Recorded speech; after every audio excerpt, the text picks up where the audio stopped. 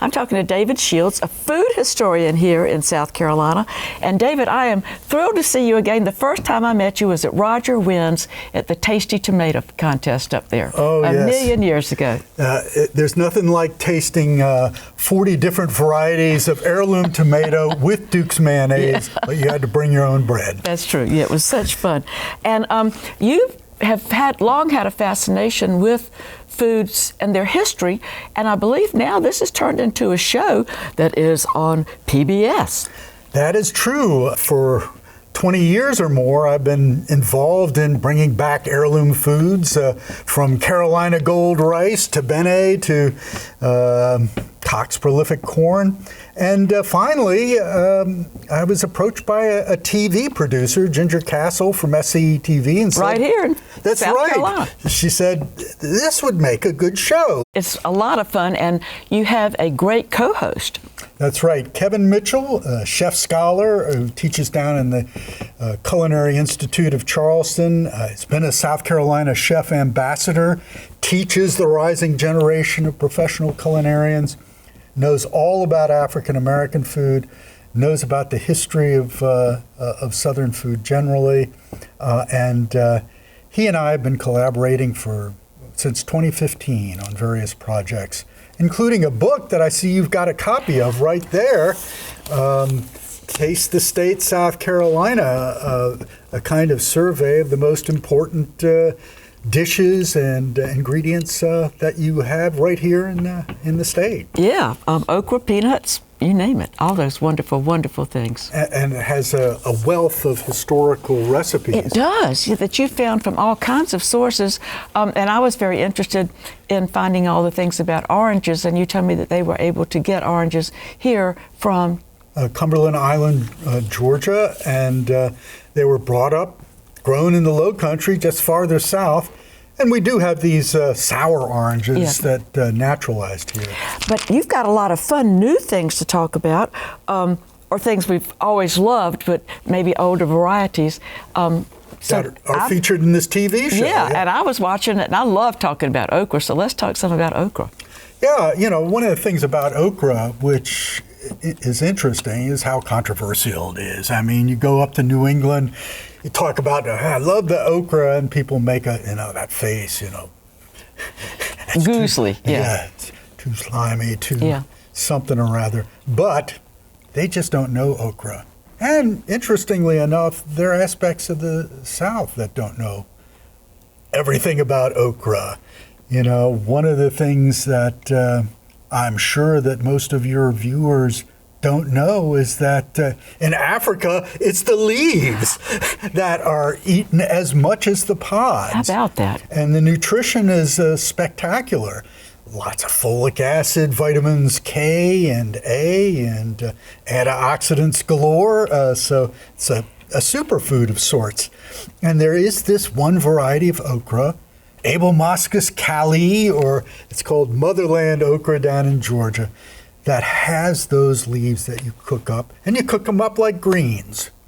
And it's a big leaf. That's right. This is, it's bigger in your face, A lot of people familiar with okra that grow around here grow in the Clemson spineless. Of course, yes. And they have And we're glad for it. Yes. The elimination of those spines saved the hands of many a chef and many a picker. Yes. So, Lord bless Clemson. I know as a member of the faculty of the University of South Carolina, I'm not supposed to say that out loud, but it's the truth. You're welcome to say it here. Dr. McNulty is the man who did the work on that. At any rate, we went down in the show to take a look and to eat those okra leaves. And the other thing that was interesting, I had heard a lecture from a guy named Herman Kress, who was a food chemist from Texas. And this was back, like 20 or 30 years ago. And he said, why are we eating the immature pods of okra when it hasn't even extracted all of the nutriment out of the soil? And someone, asked him, well, what should we be eating? He said, the seeds. And so I thought, well, is anybody working with the seeds? And it turns out that down in Pitts, Georgia, there's a man named Clay Oliver who is pressing okra seed oil. And here I have a jar of it for you to sample. And what's interesting about this is that a lot of oil... It's a pretty color. Yeah. A lot of oil these days tries to imitate canola oil, being odorless, colorless, and tasteless. It can be a I don't want that. blank inserted in everything. It's a sort of industrial conception of an ingredient. This is an oil that tastes just like okra. Gosh. So break out your spoon because we're going to have a taste right here. And ideally, this should be on a Cherokee purple tomato. That would be fun. But it has a quite distinctive flavor. And yes. Gosh, this is wonderful. You could use that as a finishing oil on a salad. I like the or thickness of it too. It has a different viscosity, I think, than other oils do. That's right. Now, let's just say that making okra seed oil is challenging because in a seed, it only makes up around 10% of the total. You know, think about a sesame seed. Nowadays, it's 64%. Think about a pecan nut, 70% oil. Yes. This is 1/10. A lot of okra flour, okra seed flour is left. And that can, of course, be made into a good base for a stew and things like that. Okay. Herman Kress, the guy who first had the idea of processing okra seed, wanted to make imitation meat out of it in the 1980s. I don't know if slippery meat is the answer in the future, but I do think that this okra seed oil is splendid. Many of our past presidents were farmers, and I believe Thomas Jefferson was certainly an example of that. And you went up to Monticello, and what were you looking for up there? Well, we were looking for Jefferson's favorite vegetable, which is the garden pea. All right. And there was a particular one which grew early in the season. They had contests with the farmers up there, the plantation owners, who would serve the best pea, and they'd be judged the big farmer. And so we were looking for the extinct early frame pea, which always won. Whoa. And guess what? It's in not this extinct. show, we show where it is. Wow. And we send some of it up to Monticello, and we get to see what they did with it. Okay, they grow it out. Yes, they did. And then I believe you get to taste it.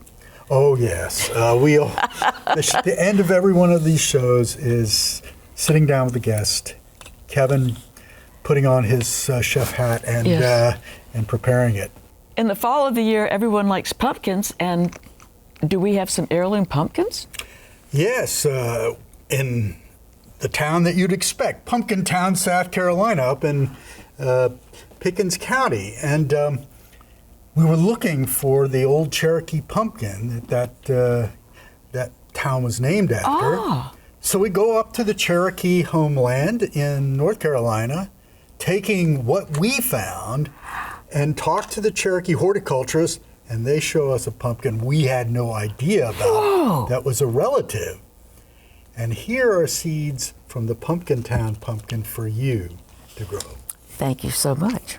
Another president famously chopped down the cherry tree, and we don't think of cherries as things that we can grow here in the South, but I think you've got an interesting cherry. That's right. Cherries require a certain number of chill hours in order to set fruit. South, not too chilly. But there was this one cherry, it's a sour pie cherry, called the Dye House. The Dye House. Dyehouse. Oh, okay. That was developed in Kentucky, and it was enormously popular from the 1870s to after World War II, sold by Stark Brothers and everybody. And it seemed to have disappeared, so we went out looking for it. Whoa. And were you successful? Let me say that I thought that the cherry pie was delicious at the end of the show. Isn't it fun to have Kevin cooking for you? Oh, yeah. You know, that's yeah. maybe the best part of the show. Yeah, y'all Finding see? the things are great, but sitting down after you've gone through the search and you've heard all of the tales about something, about how wonderful it was, and actually tasting it to measure the myth against the reality, and it turns out to be even better. I think also you have a good time getting around to these places because it looks like lots of fun footage of riding around in trucks. Yes. Colorful old pickup trucks. There's certain things we do in every show. We always have a poem about the subject that we recite, and we drive around in antique cars. You know what, David? You've just got it covered. Well, part of it's due to the genius of our producer who knows how to tell a story. Yeah. And we got SCETV backing us, so we got professionals. Thank you so much for coming and sharing these stories with us. It's always a pleasure to be here.